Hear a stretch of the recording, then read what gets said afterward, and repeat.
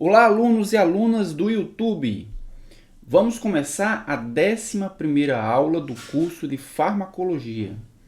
Na aula passada, falei dos anestésicos locais, enfatizando seu mecanismo de ação e as diferenças de potência, latência e tempo de ação dos principais anestésicos locais. Na aula de hoje, veremos os anestésicos gerais. Essa aula foi dividida em 3 partes. Na primeira, falaremos da anestesia e seus estágios. Na segunda, falarei sobre os anestésicos inalatórios. E na terceira parte, falarei dos anestésicos intravenosos. Eu sou o professor Sérgio e começo agora mais uma videoaula. O assunto de hoje é anestésicos gerais. Então, o que é que veremos nessa aula?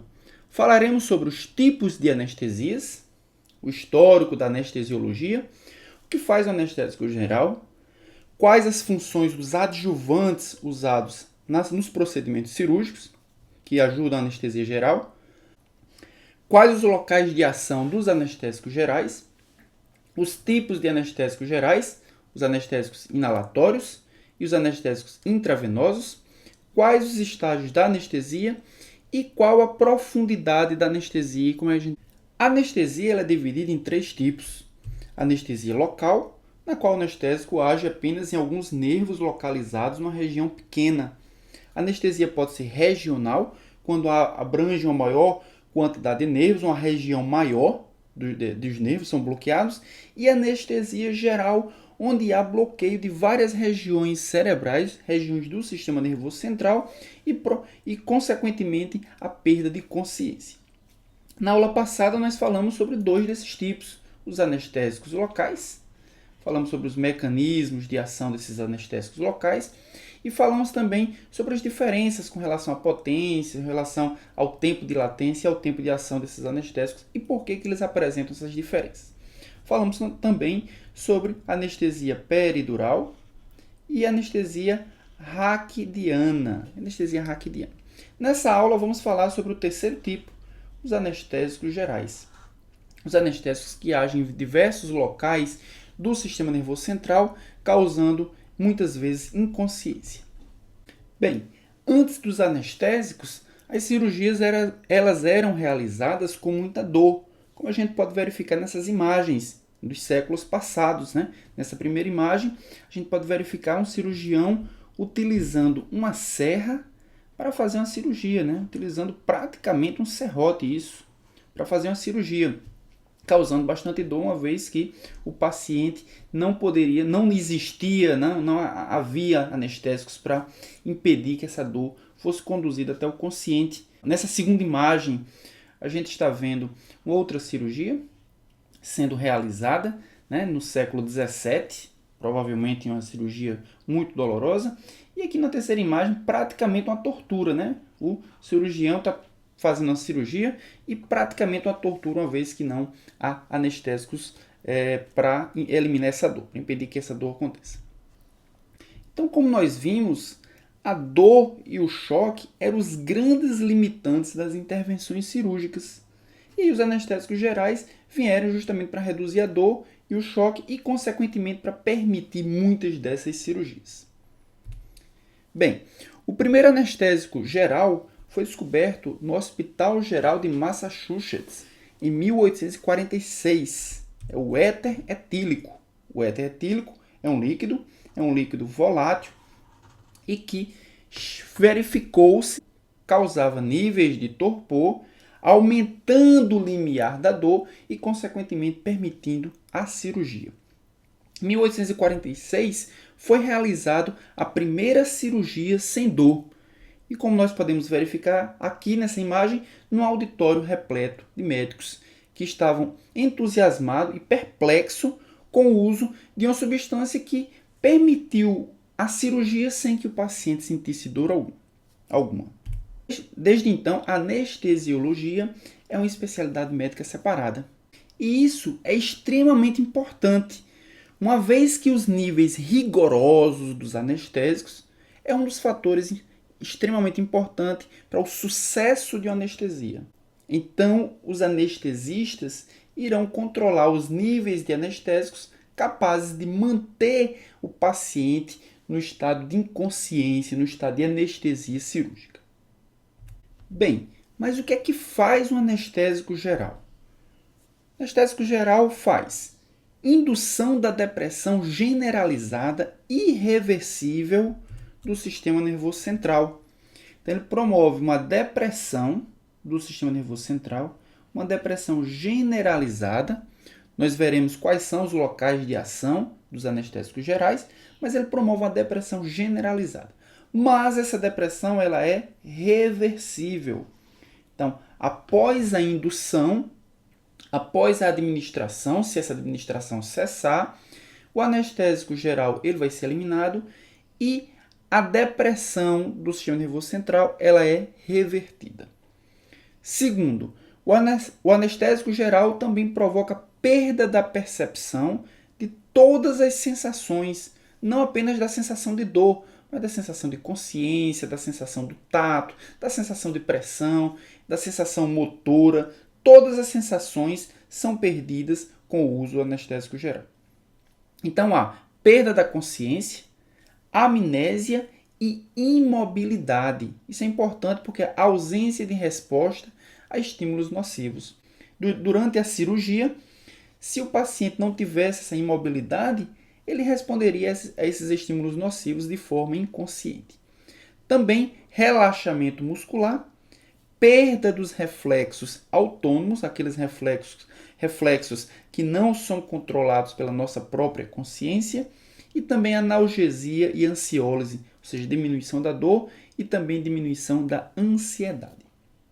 Bem, mas os anestésicos gerais também são capazes de gerar muitos efeitos colaterais. Por isso, é importante que o médico anestesiologista ele reduza ao máximo as dosagens de anestésicos, desde que essa redução máxima dos níveis de anestésicos não prejudique a sensibilidade à dor. Para se fazer isso, há necessidade de se utilizar outras moléculas, outros medicamentos que nós chamamos de adjuvantes na anestesia.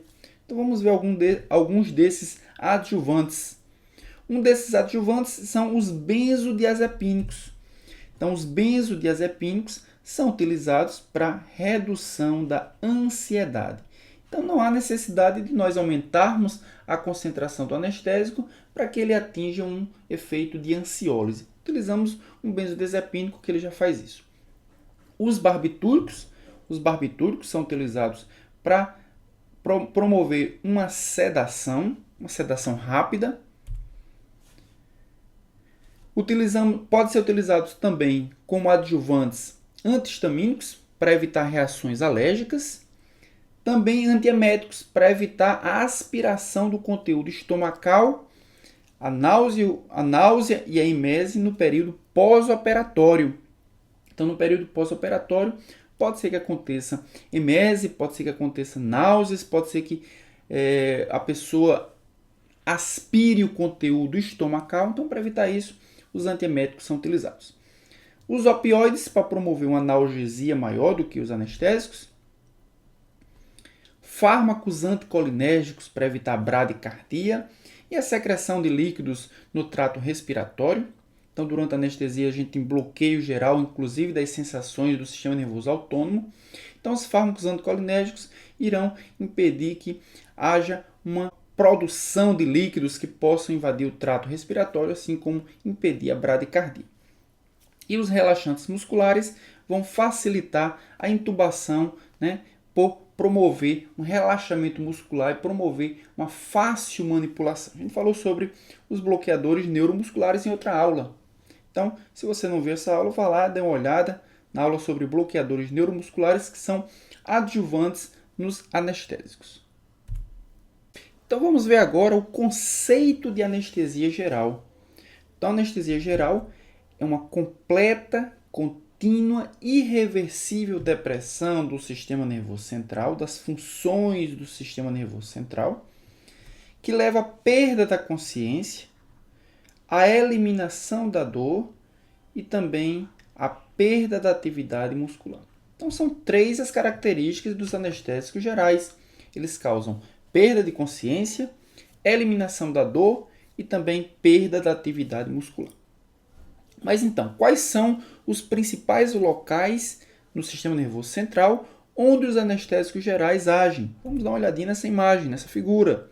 Então, os anestésicos gerais, eles agem nos neurônios do tálamo e também do córtex cerebral, impedindo que esses neurônios propaguem o impulso nervoso.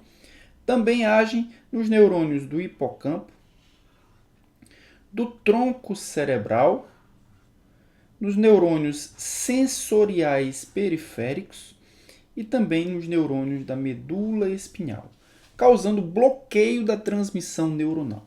Dessa forma, os anestésicos gerais causam a inconsciência, a perda da atividade motora e também a diminuição da sensação à dor. A anestesia passa por 4 estágios de profundidade. O primeiro estágio é o estágio de analgesia, onde o paciente realmente responde ou o paciente tem a sensação de analgesia, mas além disso, amnésia e também euforia. Esse estágio é atingido em baixas concentrações de anestésico, ou seja, nesse estágio o paciente ainda está consciente, a vigília está bastante elevada. Com o aumento da concentração, com o aumento da dosagem desse anestésico geral no sistema nervoso central, nós atingimos o segundo estágio, que é a excitação, onde a excitabilidade do sistema nervoso central, delírio e há um comportamento combativo, ou seja, o paciente ele fica com o sistema nervoso central tão excitado que ele começa a se combater, principalmente se ele perceber que há alguma sensação de dor. Normalmente, quando se administra um anestésico geral, pretende-se que passe o mais brevemente possível por esse estágio aqui. Esse estágio aí não é um estágio desejado da anestesia geral. O terceiro estágio é o estágio da anestesia cirúrgica, onde há perda da consciência, onde a respiração permanece irregular e onde há diminuição do movimento ocular.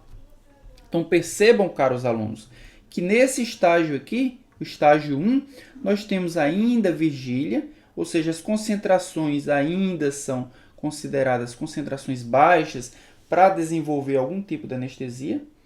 Com o aumento da concentração, nós temos o estágio de excitação e o aumento maior ainda, nós podemos chegar ao estágio de anestesia cirúrgica, onde o paciente tem consciência, mas a respiração permanece regular. E nós temos uma diminuição do movimento ocular e aí sim nós podemos iniciar a cirurgia. Mas se nós aumentarmos ainda mais a dose, aumentarmos ainda mais a concentração do anestésico geral no sistema nervoso central, nós chegamos ao estágio 4, que é o estágio de depressão bulbar, onde o paciente pode ter uma parada respiratória, pode ter uma parada cardíaca e onde há ausência de movimentos oculares. Então, esse estágio também não deve ser atingido. Só é atingido se as concentrações, se a dosagem do anestésico geral no sistema nervoso central for superior ao que causa anestesia. Então, não desejamos nem o estágio 2, que é o estágio de excitação, nem o estágio 4, o estágio de depressão bulbar. O estágio 2, normalmente, todo anestésico vai ter que passar por ele, mas o que se pretende é que essa passagem pelo estágio 2 seja o mais breve possível. O estágio 4, os anestésicos gerais só atingem se as concentrações forem muito altas. Quem desenvolveu essas fases da anestesia foi um cirurgião chamado Guedel. Então, Guedel ele desenvolveu as 4 fases da anestesia baseado em parâmetros observacionais, como as características da respiração, a atividade do globo ocular, as alterações pupilares, o reflexo palpebral, presença ou ausência, deglutição, vômito, resposta respiratória à incisão de pele, secreção de lágrimas e também valorização dos reflexos faríngeo e laríngeo. Baseado nesses parâmetros, o Guedel conseguiu analisar que a anestesia passa por níveis de profundidade. Fase 1, que é a analgesia, fase 2, a excitação, a fase 3, a anestesia cirúrgica e a fase 4, a paralisia respiratória causada aí por uma sobredosagem. A administração dos anestésicos gerais, eles passam por 3 fases: a indução, a manutenção e também a recuperação. A indução é o intervalo de tempo que vai desde o início da administração do anestésico até o desenvolvimento de anestesia cirúrgica, ou seja, a fase 1, a fase 2 até chegar à fase 3. Então a indução depende da rapidez com que o anestésico geral chega ao sistema nervoso central. Segundo estágio é a manutenção, que é o período de tempo durante o qual o paciente se mantém anestesiado em plano cirúrgico, ou seja, é o tempo na qual o anestésico permanece em concentrações suficientes no sistema nervoso central, capazes de bloquear todas as sensações de dor e consciência. E a recuperação é o período que vai desde a interrupção da administração do anestésico até a recuperação da consciência. E essa recuperação vai depender do quão rapidamente o anestésico geral ele é removido do sistema nervoso central. Bem, iremos agora falar sobre cada um dos estágios da anestesia. O primeiro é a indução, ou seja, o tempo necessário desde a administração até que o paciente desenvolva anestesia cirúrgica. Nessa fase, na indução, nós vimos que ele passa pela fase 1, pela fase 2 e pela fase 3. Então, é importante que nós evitemos que o anestésico geral ele atinja a fase 2, ou ele passe pela fase 2 de forma a permanecer muito tempo nessa fase. É uma fase na qual o paciente tem muita excitação, muito delírio e comportamento combativo. Então é importante que evitemos que o paciente passe ou fique muito tempo na fase excitatória. E isso acontece, os anestésicos gerais que promovem um maior tempo de ação no estágio 2 são os anestésicos que têm lento início de ação. Então, a redução no início de ação promove o aparecimento muito mais pronunciado do estágio 2. Para que a indução ocorra sem que o anestésico passe pela fase 2, geralmente ela ocorre com anestésicos intravenosos. Então, a indução normalmente ela ocorre utilizando-se anestésicos intravenosos, de preferência o tiopental, que tem um início de ação muito rápido. Então, em 25 segundos aproximadamente, nós temos o padrão de inconsciência. Então, 25 segundos após a administração intravenosa do tiopental, nós chegamos ao nível de inconsciência. Então, dessa forma, o estágio 2 ele passa muito rapidamente. E aí o paciente normalmente não se observa nem delírios, nem comportamentos combativos, nem excitabilidade do sistema nervoso central. Após a inconsciência, aí sim são administrados os anestésicos inalatórios ou mesmo os intravenosos, para que se possa atingir o estágio 3 e possa permanecer o tempo necessário do procedimento cirúrgico no estágio 3. E aí também são administrados os coadjuvantes. Então, a indução normalmente ela é realizada por um anestésico intravenoso de ação rápida, no caso do tiopental, mas a manutenção do paciente no estágio 3 anestésico é feita com anestésicos inalatórios ou anestésicos intravenosos de ação mais prolongada, juntamente com os coadjuvantes. Segundo estágio é a manutenção. Na manutenção é importante que nós possamos monitorar os sinais vitais e a resposta a estímulos. Então é importante na anestesia geral que o anestésico ele mantenha a redução à resposta a estímulos, mas que ele mantenha os sinais vitais. Então precisamos monitorar as duas coisas, os sinais vitais e o paciente não pode ter resposta a estímulos. Então é importante que nós possamos ajustar cuidadosamente a quantidade de anestésico ou inalado ou infundido, para que o paciente nem tenha respostas nociceptivas, mas também não tenha redução dos sinais vitais. A anestesia ela é mantida pela administração de anestésicos gasosos. Principalmente, a manutenção é feita por anestésicos gasosos. Por quê? Porque os anestésicos gasosos, os inaláveis, eles permitem um melhor controle da profundidade anestésica. A gente controla isso através da pressão do gás. Então, através da pressão do gás, nós podemos controlar qual o nível de anestesia e por quanto tempo essa anestesia pode permanecer.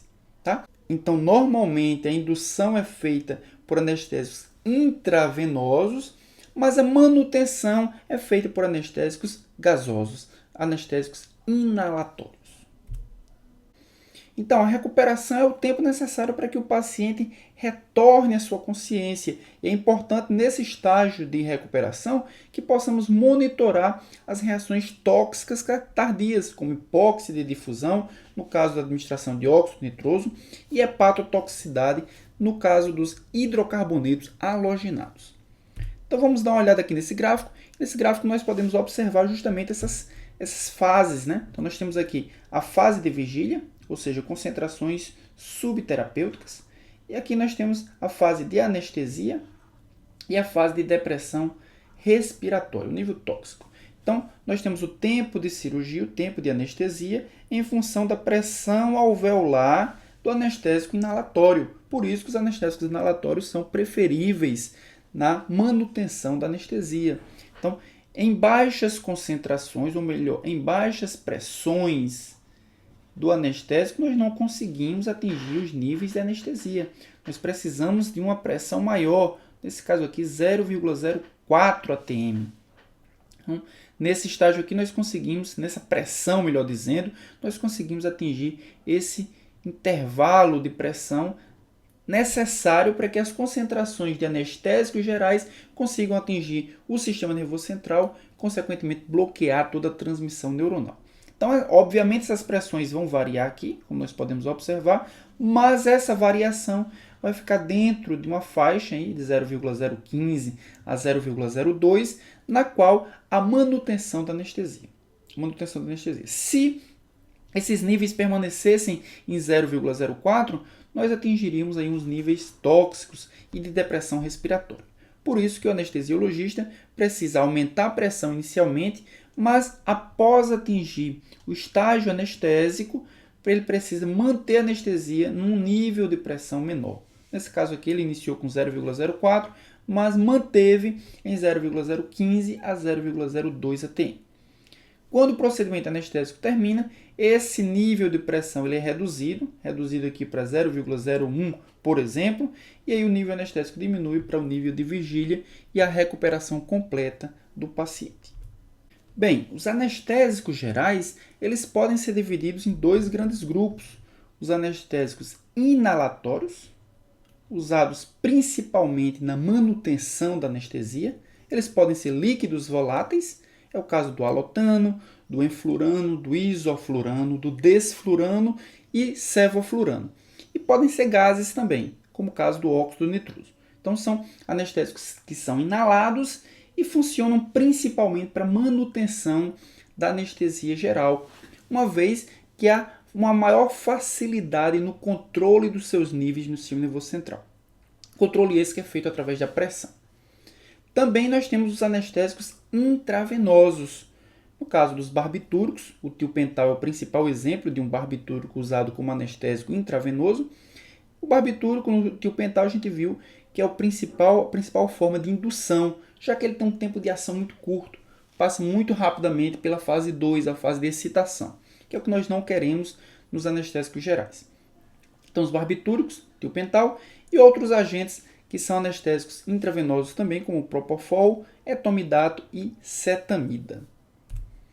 Então, chegamos ao fim dessa primeira parte dos anestésicos gerais.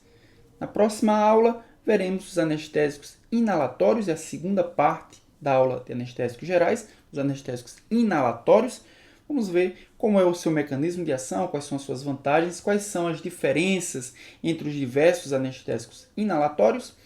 E na terceira parte veremos os anestésicos intravenosos. Também veremos os mecanismos de ação e as vantagens e desvantagens comparativas entre os diversos anestésicos intravenosos. Então, até a segunda parte com anestésicos inalatórios.